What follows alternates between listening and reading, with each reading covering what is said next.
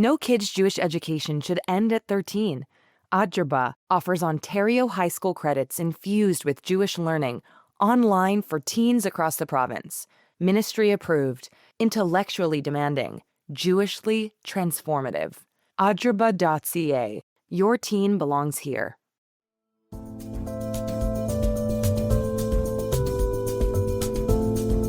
And you can see the tattoo on the inside of his left arm. And that's essentially what I've done here. I don't know whether you can see that or not. Can you read the number for us? Read the number. E7619. That's the voice of Gary Kapelus, a Toronto songwriter, author, and retired speech-language pathologist. He's showing me the new tattoo, which he had inked on his own left forearm recently by a local tattoo parlor. It's in blue ink, and it's the very same number which his late father, Gary Kapelus, bore on his own left arm ever since it was put there forcibly in 1944 at the Nazi Auschwitz-Birkenau death camp. His father, a 15-year-old teenager at the time, had been rounded up with his parents and two siblings from their Polish ghetto quarters and deported to Auschwitz during the Holocaust. They were all murdered, except for Jerry. He worked as a slave laborer on a farm near the camp, which was liberated by the Russians 81 years ago this week. Gary Kapelus was rescued, sent to a boys' orphanage in France, along with Elie Wiesel and others, and eventually he made a new life in Canada, first in Saskatchewan and later in Toronto, where he died in 2021. The elder Kapelus spent decades as a Holocaust speaker, sharing his story with countless schools and groups. After his death a few years ago, his son Gary made it his own mission to keep telling Jerry's story, first with a book, then a second, even some podcasts. His father was always worried that his efforts were not getting through, but Gary believes the thousands of letters which his dad received from students who'd heard him proved just the opposite. Now, with modern technology and social media helping to fuel the current rise of anti-Semitism, especially after October 7th, including Holocaust distortion, Kapelus has been watching as swastikas are being spray-painted on synagogues, parks, and buildings from coast to coast. So he's put his own skin in the game, literally. He wants to spark conversations with people who don't know anything about the Holocaust, starting with his neighborhood tattoo artist. The woman who did my tattoo was a young girl, and she knew nothing about the Holocaust. And so this is the first time that she'd been asked to do this kind of a tattoo. And we sat and talked about it for a while. And she was very respectful of why I was doing this and asked me a lot of questions about it, gave me a chance to tell the story, and she wrote me back a beautiful letter after. And I wrote back to her and said, "You're now part of the story." I'm Ellen Besner, and this is what Jewish Canada sounds like for Monday, January 26, 2026. Welcome to North Star, the flagship podcast of the Canadian Jewish News, and made possible thanks to the generous support of the Ira Gluskin and Maxine Granovsky-Gluskin Charitable Foundation. Gary Kapelus is part of a growing trend of descendants who are getting tattoos. Scholars call it remarking. Some do it in defiance. Usually it's grandchildren or even great-grandchildren who have done it this way. Gary Kapelus is 70, a second-generation descendant, which is unusual. There's currently a study underway at the University of Waterloo collecting testimony about these kinds of tattoos, and Kapelus recently participated. He says he's wrestled with the concept for years and also worried about the Orthodox Jewish taboo on tattoos, but changed his mind after attending a program about it at the Toronto Holocaust Museum a couple of months ago. He's done it just ahead of International Holocaust Remembrance Day, which is January 27th, the annual day the United Nations designated to coincide with the liberation of Auschwitz. And Gary Kapelus joins me now. Always great to talk to you, Ellen. We are talking just before International Holocaust Remembrance Day, January 27th. Many people, Jewish communities and non-Jewish allies around the world honor the liberation of Auschwitz.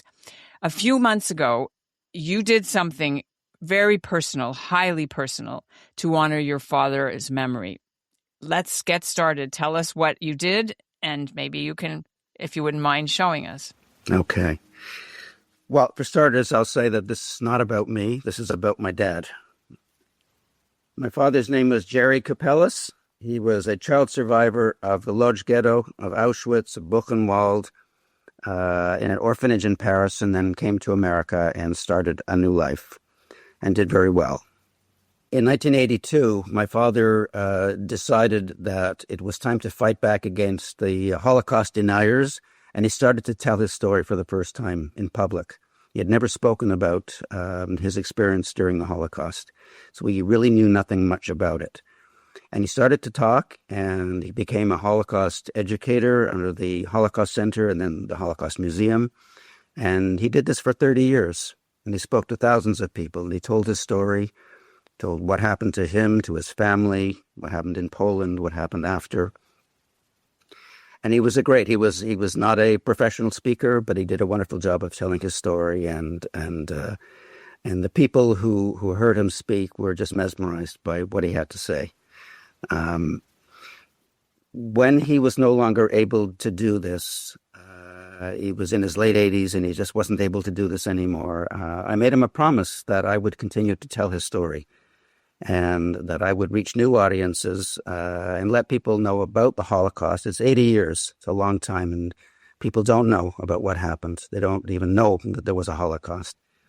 So my job now is to continue to tell my father's story in his words and let people understand what happened in Europe, what happened to the Jews, and certainly what's going on now. There's even more of a need for people to understand what happened and to fight anti-Semitism. And that was my father's line. He always ended his presentations with, "We have to fight anti-Semitism wherever we see it."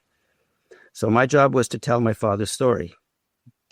And back in November, I attended the annual Dialogue for Descendants workshop sponsored by the Holocaust Museum. And this particular year, the focus was on tattoos of memory. And I've been thinking since my father died 4 years ago about getting a tattoo as a kind of memorial for him. And I had thought about it and on and off, and I couldn't decide what to do. But attending that session really helped to cement for me what it was I was trying to accomplish. And I made a decision to go and get a tattoo that reflected the tattoo that my father had on his left arm. And I guess that's what we're here to talk about. I'll show you a picture. This is my dad. This is a picture that is actually in the Lipa Green building in the corridor where there are exhibits about Holocaust educators. And this is a picture of my dad with a picture of his mother, the only picture of his family that he had. And you can see the tattoo on the inside of his left arm. And that's essentially what I've done here. I don't know whether you can see that or not. Can you read the number for us? Read the number. E7619. And so the tattoo is exactly a replica of what he had on his arm in the same location. And I guess what really helped me to understand why I was doing this was because this was part of my project to tell my father's story. And in the end, I wanted to replicate his tattoo and put it in a place where people might notice it and say, "What is that?" And allow me the opportunity to tell them this. Let's go back a bit in time.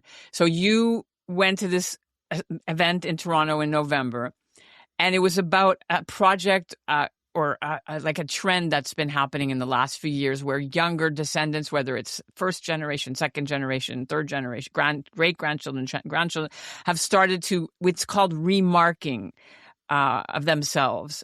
And some do it for like your reasons, others do it for other reasons. What I'm understanding is more to take ownership of it and sort of that's what some people say is that they were forced to take this tattoo and it was done to them. So is that by redoing it on yourself of your own choice, it sort of changes the whole concept? But is that what motivated you or was there other reasons besides what you've explained? So I saw two documentary films that showed people getting commemorative tattoos. One had to do with October the 7th, and the other one had to do with the Holocaust. And the reasons that people gave for getting their tattoos, I mean, some of them said what you just said. Others wanted to just express their Judaism in the most visible way possible. That was why I was really struggling with this. I wasn't really sure why I was trying to do this. So no, that's not why I was doing it. Mine is an invitation for people to ask questions. It's kind of like putting a big "Ask Me" button on my shirt, and that's really all. There are other ways for me to express my strong Jewish, values, my presence, how important it is to me, but this is not it. There's nothing on here. If you look at the tattoo, there's nothing on here that says Jewish. There's nothing on here that says Israel. It's just a number. No, it's a number. And so on its own, people will have no idea what it is. And I want them to ask me. And that's really what my motivation was. When you did this, how did you choose where to go? And I mean, because just speaking very personally, when I put my tattoo on after our son was killed, I had to research it, and the person had no idea. She wasn't even Jewish. She was, it was not somebody from the community who did it, but whatever. I just wondered how you decided where to go. So I live in Lakeside, and I just looked up the local tattoo parlor and made sure that it had, good ratings. I have no idea about tattoos. I know nothing about them. I don't know anything about the tattoo community. So I just chose the one that was closest to my home. And it turned out to be a wonderful place, a beautiful, clean place. And the woman who did my tattoo was a young girl, and she knew nothing about the Holocaust. And so this is the first time that she'd been asked to do this kind of a tattoo. And we sat and talked about it for a while. And it spent quite a bit of time making sure that the tattoo was exactly the same font and size as the original one on my father. And she was very respectful of why I was doing this, and asked me a lot of questions about it, gave me a chance to tell the story. And when we were all said and done, I sent her a link to a presentation that I had recently done about my father's story. And she watched the presentation, and she wrote me back a beautiful letter after. And I wrote back to her and said, "You're now part of the story." So this kind of came out of nowhere for her. This guy walks into her place and says, "I want a tattoo to commemorate the Holocaust." And now she knows something about the Holocaust. Which is exactly your goal.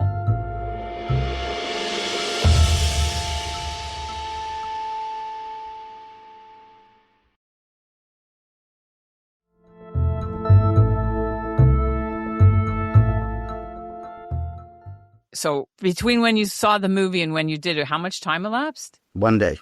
Oh, my God. Okay. I saw it on Sunday and went out and got it the next day. What was it like for you having it done to you? Describe that time in the chair. I think the most memorable part of that experience, because you don't know what it's going to feel like until it happens to you, and it's not painful. It's irritating, but it's not painful. It happens to be on a very sensitive part of the arm. There's not a lot of fat underneath that part of the skin. What was so interesting to me was she was being so careful, and she was saying, "Let me know if this is hurting." And she was really worried about whether I was going to be in pain. And I said to her, "Listen, whatever you're doing to me and how painful this is nothing like what they did when they tortured my dad. I can take it." You say tortured your dad. Your dad was like Elie Wiesel, one of the Buchenwald boys, right? And Robbie Wiseman as well from Vancouver Island, who speaks a lot about his experiences too, which is it's a whole sort of subset that's been very well documented. He must have, you said tortured. What do you mean by that? Getting the tattoo, or just in general? Well, again, my father never talked about getting the tattoo, so I don't really know what that experience is. And the best I can make is, what we've seen in movies like The Tattoo Artist, and kind of what people were going through when they when they put the ink with needles onto their skin. We don't know. I'm just assuming it was horrible. You mentioned Robbie Wasteman, and I should say that Robbie was integral in my father's story. Robbie and my father were in Buchenwald together, and they reconnected at my home in Saskatoon in 1982 to tell their stories in public for the first time to the community in Saskatoon. That's where it all started. Amazing. Robbie went on to write a beautiful book about his story, and my father spent the next 30-odd years talking about his story. Now, when you did this, what did you tell? Did you tell your family you were doing it, and what was their? Did they approve? Reaction? I didn't say anything to anybody, not even my wife. And I had talked about it, in the past, but not really acted on it. And I went and did it, and I came home and I showed my wife, and she was a bit surprised, but very supportive of it. And I told my sister, who had been thinking about doing it, and she was supportive. And my kids, it was no big deal to them. They were a bit surprised that I would get a tattoo. That's just not my thing. At how old? At age? 70. I had to wait 70 years to do this. Yeah, and my father, I guess, was 14 when he got his. What do you think he would have thought, your dad, if he'd seen that you were doing this? My dad was pretty practical. I guess he would have understood why I was doing it, because he was all about telling the story and making sure that people knew about the Holocaust. So I think he would approve of the idea of doing it for that reason. I certainly heard during the event the discussion about doing it or not doing it from a halacha perspective and from a survivor's perspective against not doing it. And I weighed all of that too. I've certainly been thinking about that for years. But what was important to me was the reason that I was doing it, and that made this right for me. Right. We should just go for our listeners who may not be familiar. So for some Holocaust survivors are completely opposed to this, and some understand it, but so it's very controversial, because why would you do something that the Nazis did to us? But then on the other hand, the religious, you said halachic, but for the religious aspects, whether it's allowed for Jewish people to be buried even with tattoos, which it's fine in some places, and some places no. And also, are you allowed to? What do you know about the religious veto on doing this? Yeah, so Jakob Fruchter was part of the panel discussion on that day, and he was able to bring the halakhic perspective. But at the very beginning, he said, I want to dispel one myth. There is nothing that says you cannot be buried with a tattoo. So that is not an issue. So for me anyway. What I would like to discuss now is in terms of this remarking or the whole survivors' families or friends doing this. When you now go out and see, and you do your talks, have you had reaction already, or have you not done any talks yet where it's visible for the students that you're speaking to? Yeah, I haven't done any talks yet since then. I did one just before that. But what I would say, when my father did his, and if it was in the wintertime and he was wearing a long sleeve shirt, he would always make sure to roll up his sleeve and show the audience. It wasn't that he was proud of it. He wanted to make sure that they saw it. This was a testimonial to the facts of his case. So he made sure everybody saw it. He never hid the tattoo, and neither will I. I will be showing it and asking for people to ask me what it is. One of the things that's maybe people don't know, so you could help explain. Many people think that everyone was tattooed, but in fact, that's not the case. And maybe you can explain who survived and why those numbers we see them today because of who got them and who didn't. Yeah, and I actually learned a little bit about the coding on my father. There was some that started with A and some that started with B. They tattooed the ones that they decided were going to be slave laborers. The ones that were going to the gas chamber, they didn't bother to tattoo. So the ones that they were keeping around to be slave laborers, my father was, they were the ones at Auschwitz who got tattoos. And so you don't see a lot of Holocaust survivors that didn't go through Auschwitz that have tattoos. And again, that's not something that I just assumed that every survivor had a tattoo until I learned otherwise. So the strong ones got it, basically. Yeah. So, my father was a kid. He was separated from his mother and brother and sister who went to the gas chamber. He and his father were kept separate. His father didn't last too long. He was sent to work in a mine or something, and he didn't last very long. But my father was sent to work on a farm in Babish, which was next to Auschwitz. And he survived on that farm by stealing food. And the food that they were cultivating for the German soldiers, my father was able to steal that, and that's how he survived there. And he did that until they closed down Auschwitz in December of 1944. But he was on a forced march too, or how did he move from where he was when they were liberated?